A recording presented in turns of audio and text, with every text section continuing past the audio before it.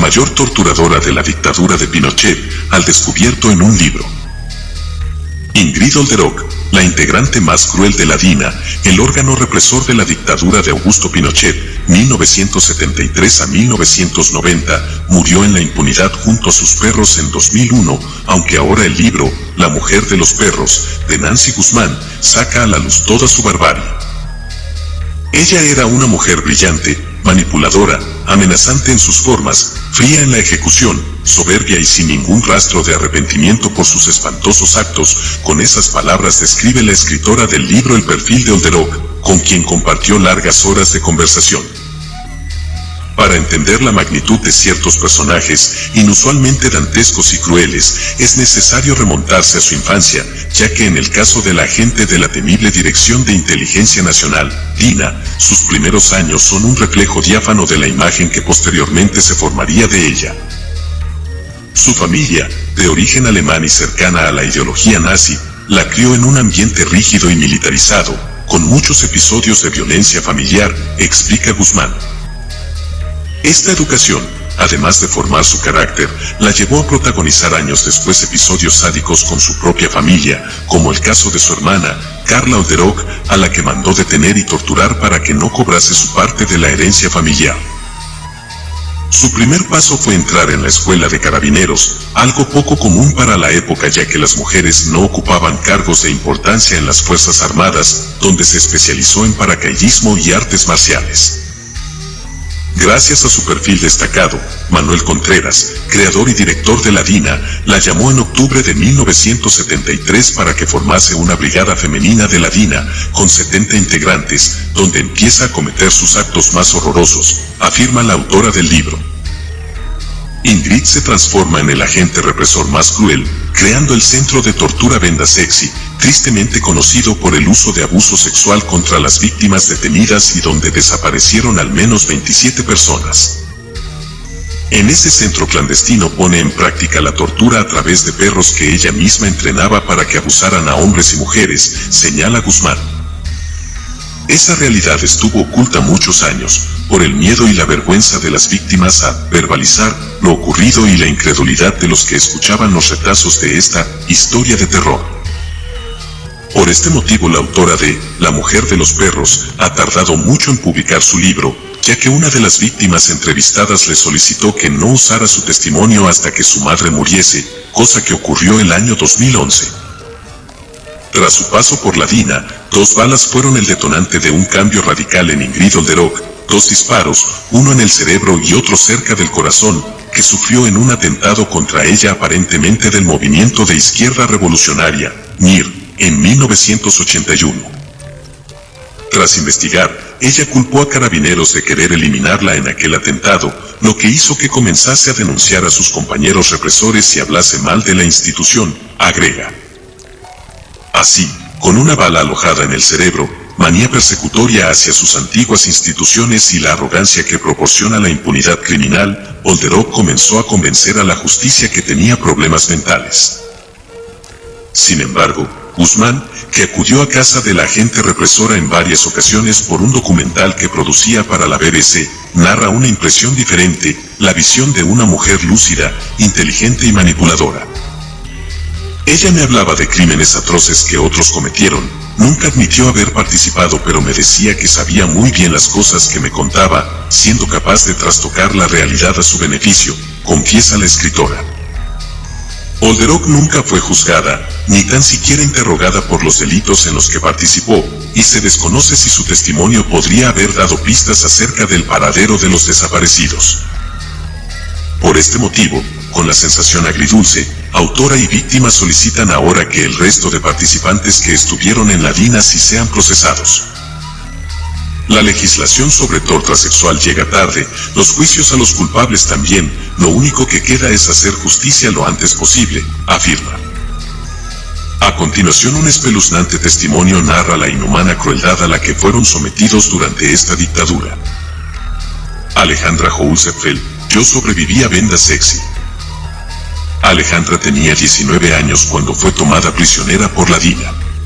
Desde 1974 a 1975 estuvo detenida en Villa Grimaldi, Venda Sexy, 3 álamos y 4 álamos.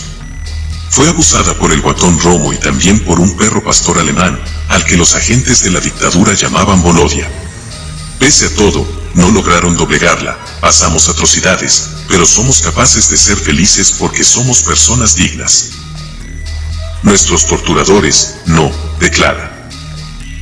En la primavera de 1976, Alejandra Jousefeld Picard, de 21 años, entra corriendo, los puños apretados, la respiración entrecortada, los ojos enrojecidos, a su departamento en el block Karl Marx 34 en Potsdam, Alemania, donde vive su exilio desde 1975. Casi rompe su polera y pantalón mientras, llorando, se desnuda. Tropieza al empujar la puerta del baño y, aún sin recuperar el equilibrio, entra a la ducha y abre la llave del agua. Toma una esponja y comienza a refregarse el cuerpo con tanta vehemencia que se le irrita la piel, pero sigue tratando de quitarse la suciedad imaginaria.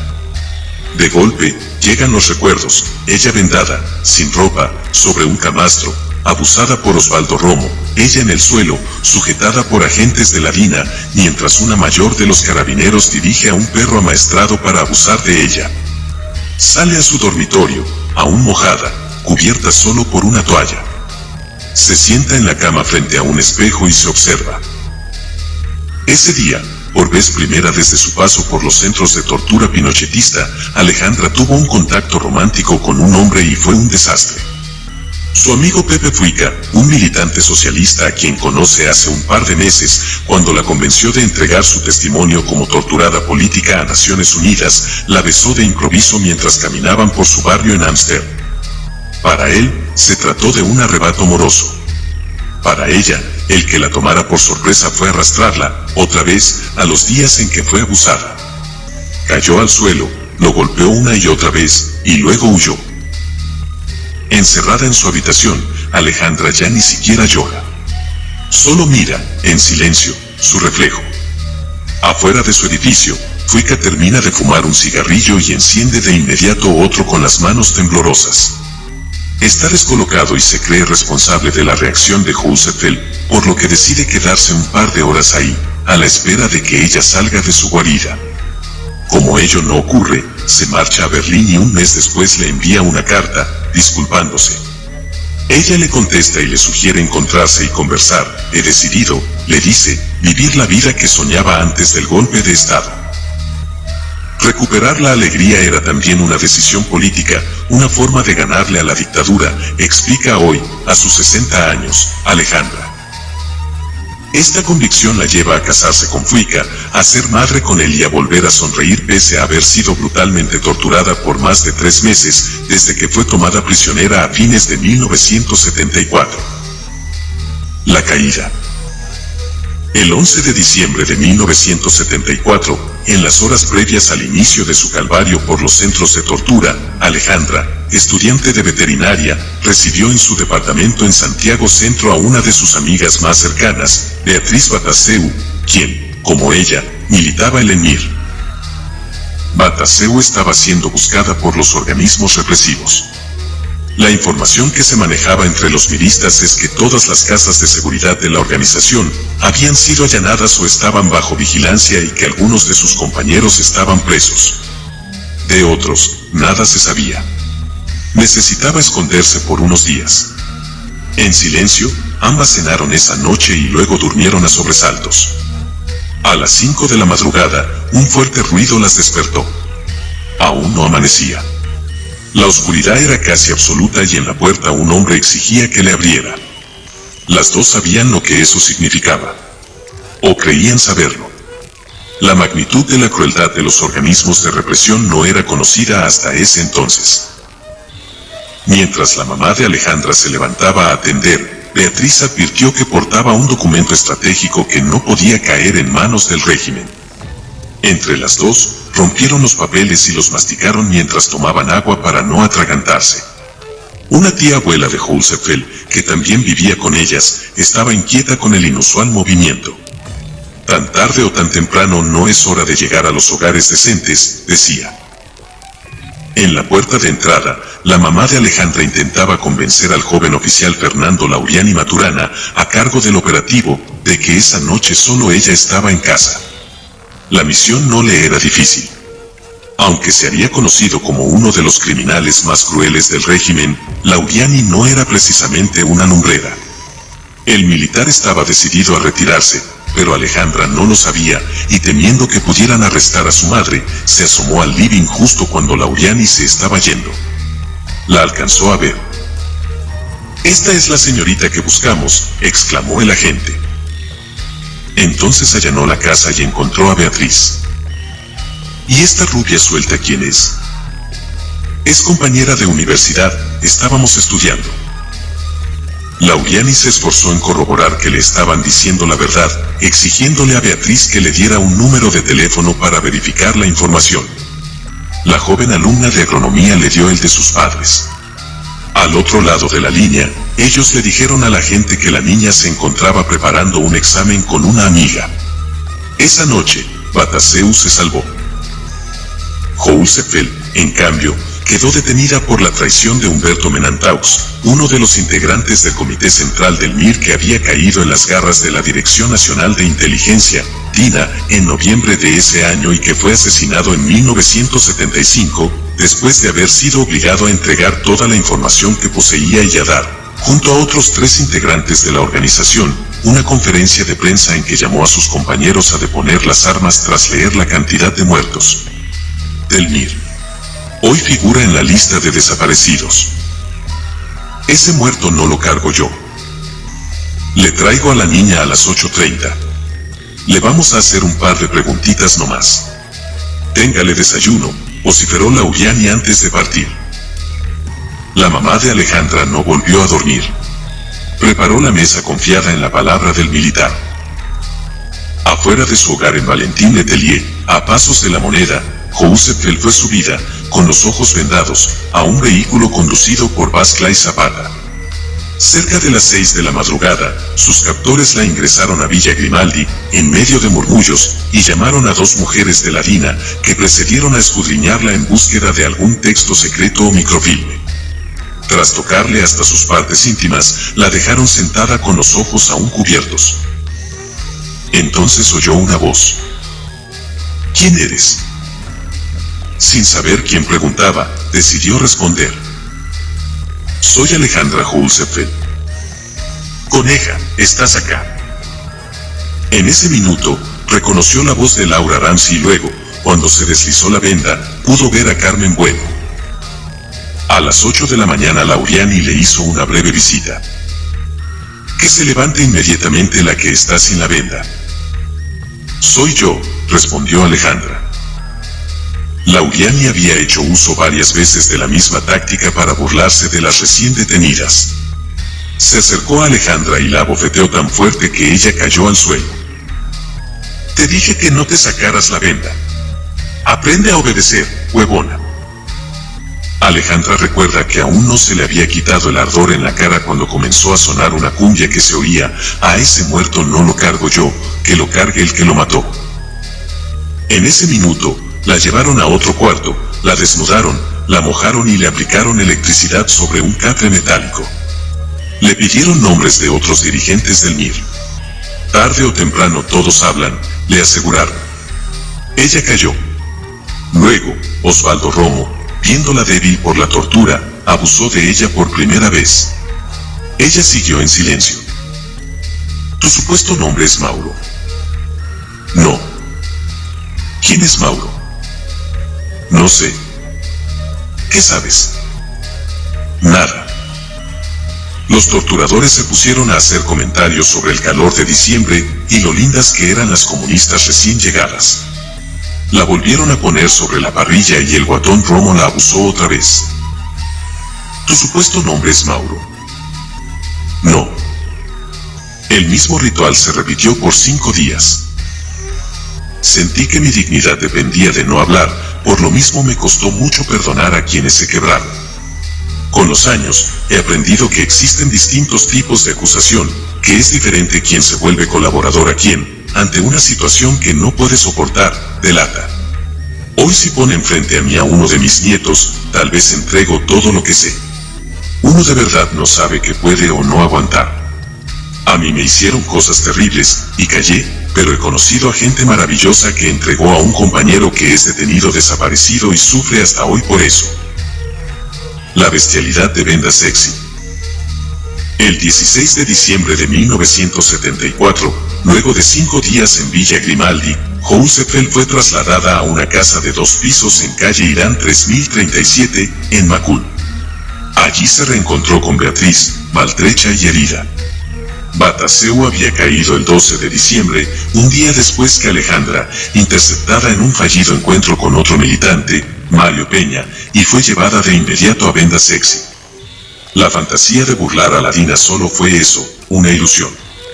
Su novio, Dagoberto San Martín, también perseguido, fue casado por la represión el 17 de diciembre. Hasta hoy se desconoce su paradero. Alejandra intuyó, al ver a Beatriz, que le esperaban otros espantos. La residencia estaba llena de miristas, algunos con heridas visibles y la mayoría en extremo delgados. Estaba también Laura Ramsay, que había sido sacada hace unos días de Villa Grimaldi. Me extrañó no ver a Carmen Bueno, porque no había vuelto a saber de ella. Después me enteré que ella, que era cineasta, fue asesinada bajo el cargo de haberle regalado una mascota a Miguel Enríquez. La cumbia que atormentaba a Alejandra en Villa Grimaldi fue reemplazada en la discoteca por música anglo, que sonaba durante todo el día para esconder los gritos de quienes eran torturados en el subterráneo. Quienes llegaron ahí fueron vulnerados sexualmente de forma continua. La brutalidad llegó al extremo de que la mayor de carabineros Ingrid Olderock entrenó a un pastor alemán ovejero, a quien llamó Volodia, para abusar a los prisioneros. Contra todo lo que se pueda creer, ella le había enseñado a atacar de esa forma. Estaba completamente amaestrado por ella, que le daba las órdenes. ¿Es cierta la historia del perro Volodia? Es cierta, a mí me tocó ser abusada así, con ese animal, por eso te lo puedo decir. Es una de las historias más terribles y dolorosas que yo solo he podido enfrentar hace muy pocos años. Por mucho tiempo no pude sacarlo, me daba una vergüenza terrible.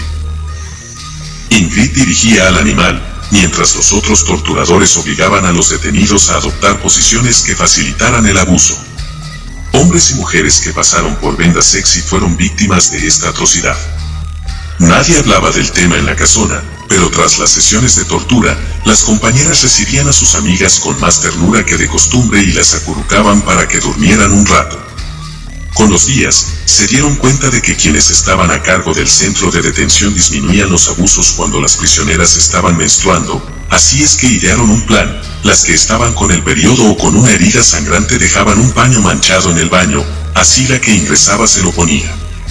La estrategia irritó a los agentes.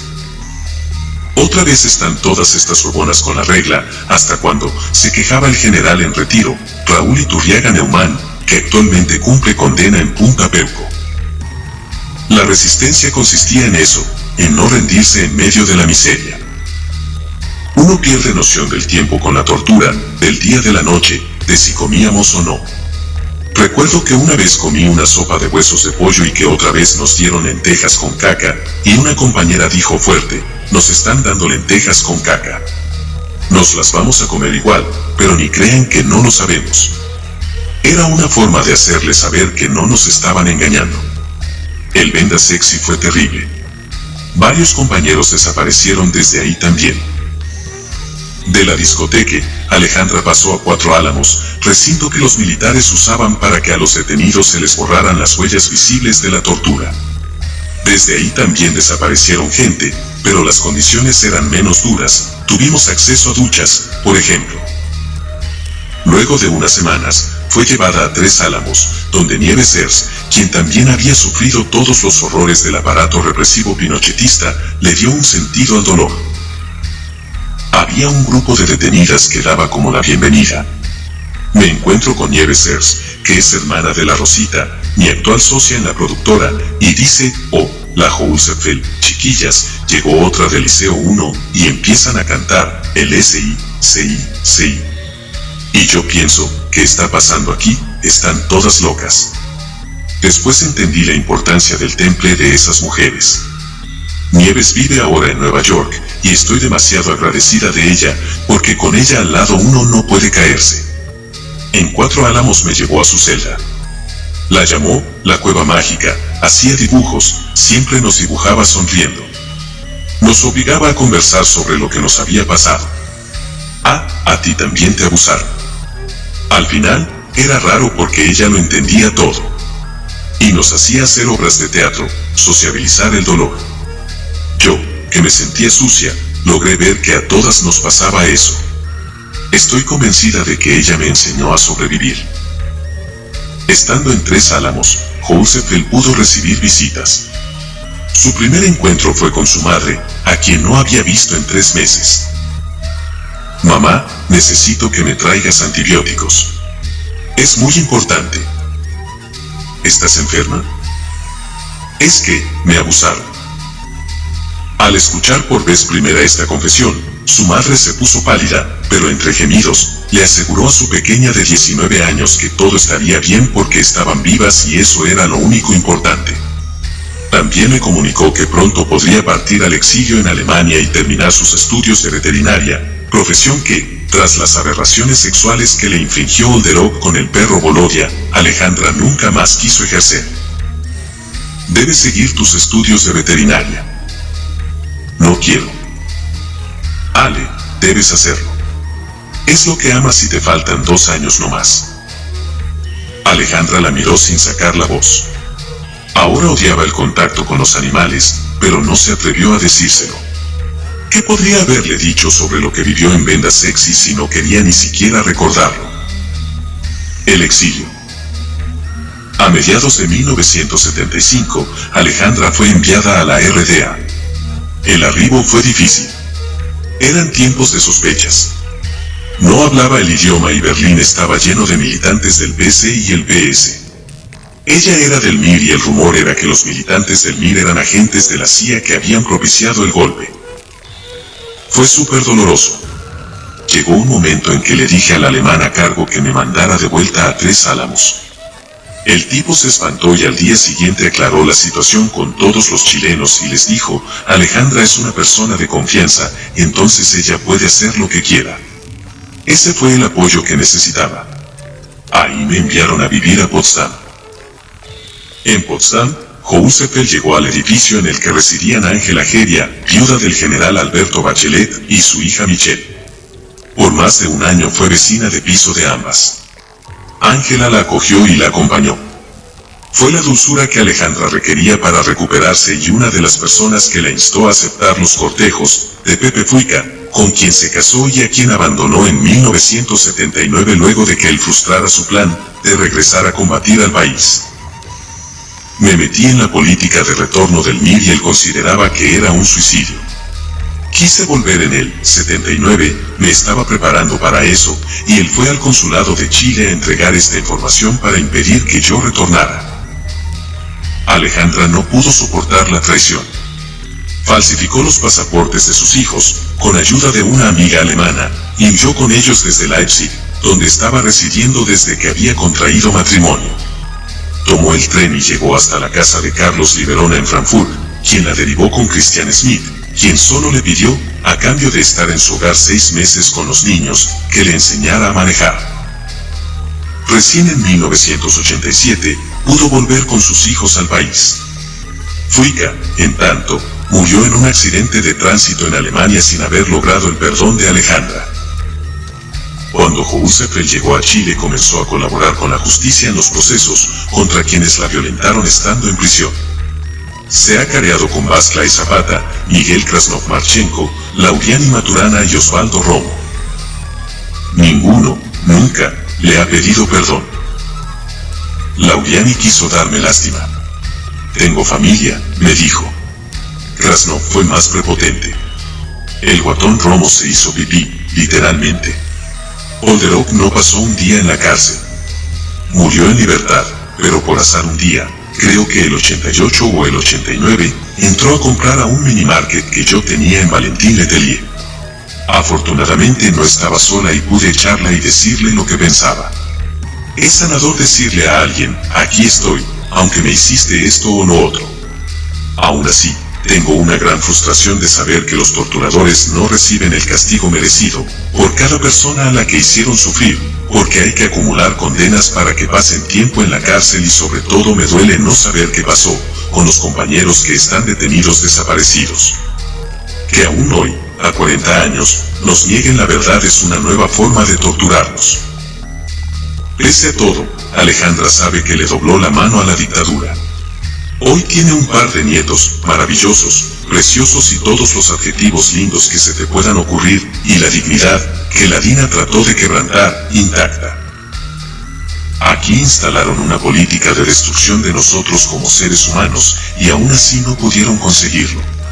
Entonces, cuando somos capaces de reír, de disfrutar la vida, demostramos que no pudieron destruirnos. Pasamos atrocidades, pero somos capaces de ser felices porque somos personas dignas. Nuestros torturadores, no.